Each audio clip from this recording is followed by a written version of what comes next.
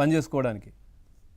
అవునండి. కాకపోతే జగన్మోహన్ రెడ్డి గారు కూడా ఆయన ఏం సొంతగా పుట్టించిచ్చింది ఏం కాదుగా. ఇది సుప్రీంకోర్టు తీర్పు ప్రకారంగా వచ్చింది కాబట్టి ఈ హారిజాంటల్ రిజర్వేషన్ ని తప్పించగలగటం అనేది ఎవరి వల్ల అయ్యే పని కాదు. ఇందాక సప్తగిరి ప్రసాద్ గారు కూడా అదే చెబుతున్నారు. చంద్రబాబు నాయుడు గారు కూడా ఇది ఈ పద్ధతిలో కావాలంటే మరికొన్ని నోటిఫికేషన్లు ఇవ్వటం తప్ప ఏం చేయలేరు.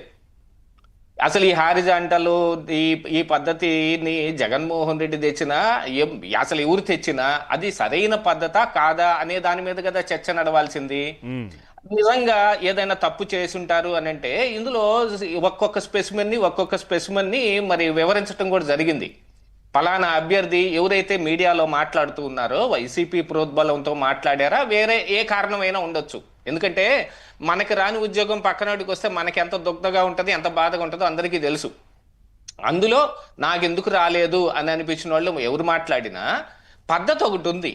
ఆ పద్ధతి ప్రకారం చేశారు, ఆ పద్ధతిని దాటి వెళ్ళి చేశారా లేదా అనే దాని మీద ఇది తేల్చాలి అని అనుకుంటే మీడియాలో మీరు మాట్లాడేది లేకపోతే మేము మాట్లాడేది ఇది కాదు కదా ప్రమాణికం.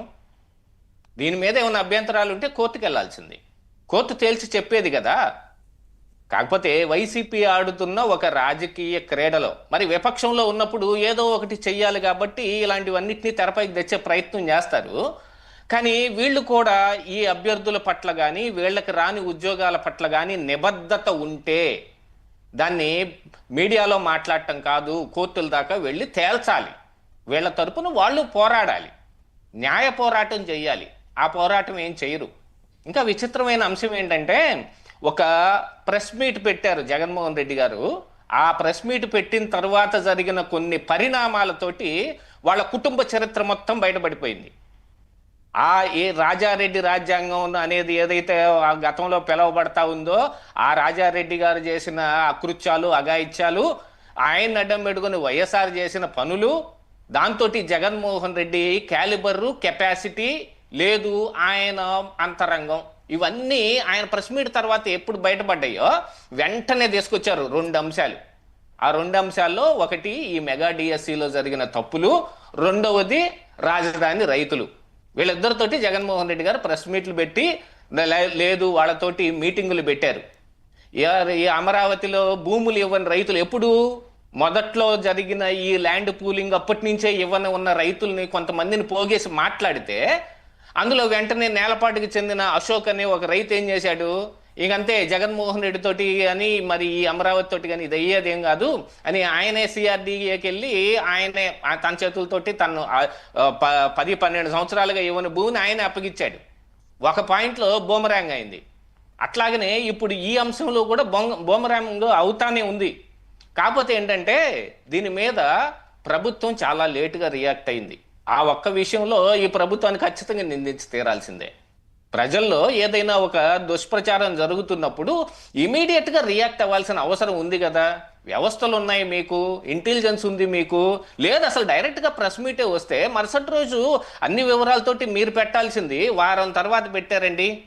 వారం తర్వాత పెట్టి ఒక్కొక్కళ్ళది చూపిస్తా వీళ్ళకి ఎందుకు రాలేదు అనే దాంట్లో ఈ హారిజాంటల్ రిజర్వేషన్ని, ఈ వర్టికల్ రిజర్వేషన్ని ఎట్లాగా అమలు చేశాము అనేది ఆ రోజు చెబితే అప్పటికే ఏమైపోయింది. ఎప్పటికైనా సరే నిజాల కంటే కన్నీళ్లు ఎక్కువ ప్రచారం జరుగుతాయి. ఈ అభ్యర్థుల కన్నీళ్ళని ప్రజలు నమ్మటం మొదలు పెట్టారు. నిజంగా ఇందులో ఏమైనా తప్పు జరిగిందేమో అని. దాంతో పాటుగా స్పోర్ట్స్ కోటాలో అమ్ముకున్నారు. అసలు ఇందులో పేకాట ఆడేవాడికి కూడా ఒక ఆట కింద చేర్చేసి వాడికి కూడా ఉద్యోగం ఇచ్చేశారు అని చెప్పే కొన్ని టింజింగ్ పాయింట్స్ ఉంటాయి చూడండి. ఆ టింజింగ్ పాయింట్స్ అన్ని ప్రజల్లోకి వెళ్ళిన తర్వాత అసలు దీన్ని దిద్దుబాటు చర్యలు చేపట్టడం మూలాన జరిగిన ఒక పెద్ద తంతిది ఇప్పటిదాకా ఇంకా ప్రచారం జరుగుతూనే ఉంది. కాకపోతే ఏంటంటే ఈ ఉద్యోగాలు వచ్చిన తర్వాత ఈ 9 నెలలు 10 నెలల తర్వాత ఇప్పుడే ఎందుకు ఎత్తుకున్నారు అని అంటే దాని వెనకున్న రాజకీయ కారణం గురించి ఒకసారి చర్చించుకోవాలి. జగన్ గారు మాట్లాడిన మాటలు, దాంతో వాళ్ళ కుటుంబానికి తగిలిన దెబ్బ, దాని మీద జరుగుతున్న విపరీత ప్రచారం, ప్రతి ఒక్కళ్ళు ఎప్పటి నుంచి వైఎస్ఆర్ ఏం చేశాడు, రాజారెడ్డి ఏం చేశాడు అనేది తెరపైకి ఒకళ్ళొకళ్ళగా మాట్లాడటం మొదలు పెడతా ఉంటే ఆ మాటలన్నిటినీ పక్కదారి పట్టించడానికి జరుగుతున్న ఒక తంతు లాగానే కనపడతా ఉంది ఇది. ఈ రెండు రాజధాని రైతులు ఒకటి, ఉద్యోగ ఈ డిఎస్సి నోటిఫికేషన్, డిఎస్సి ఉద్యోగాల మీద గానీ రాజధాని రైతుల మీద గానీ అంతకు మించిన వేరే కారణం ఏం కనపడటం లేదు. అదే కదా విపక్షం దీని మీద గొడవ చేయడానికి అంతకు మించి వేరే కారణం కనపడటం లేదు. ఎందుకంటే ఇలాంటి ఒక దుష్ప్రచారం ఏదన్నా ఒక నిజంగానే దుష్కార్యం జరిగింది అనుకుందాం, ఇందులో అవకతవకలే జరిగాయి అనుకున్నాం అనుకోండి, దాని మీద ఆ రోజు నుంచే పోరాటం జరిగేది. ఓకే, వాళ్ళకి వెన్నుదన్నుగా నిలబడటానికి ఇంకా కమ్యూనిస్ట్ పార్టీలు మన రాష్ట్రంలో ఉన్నాయి కదా. రైట్. వాళ్ళు కూడా ఎందుకు పట్టించుకోలేదు అంటే అందులో ఉన్న విధానం ప్రకారంగా జరిగింది కాబట్టి. కాబట్టి ఇదేంటంటే హారిజాంటల్ విధానంలో ఎంత తప్పు ఎంత ఒప్పు అనేది చర్చ వేరే పక్కకు దారి పట్టేసి, కానీ అది సుప్రీంకోర్టు గైడ్ లైన్స్ ద్వారా వచ్చిన జీవోలు మాత్రం ఇప్పుడు జగన్మోహన్ రెడ్డి తెచ్చాడా, చంద్రబాబు నాయుడు తెచ్చాడా, అందులో ఏమి సీట్లు అమ్ముకుంటున్నారు అనేదాకా వచ్చింది. అసలు దరిద్రం అది. ఇలాంటి ప్రచారాలతోటి రాష్ట్రం ఇంకేం ముందుకు పోతుందండి. ప్రతి ఒక అడుగు ముందుగా అంటే వెనక్కి లాగడానికి నలుగురు రెడీగా ఉంటే ఎలా ఉంటుంది అనేది నా అభిప్రాయం.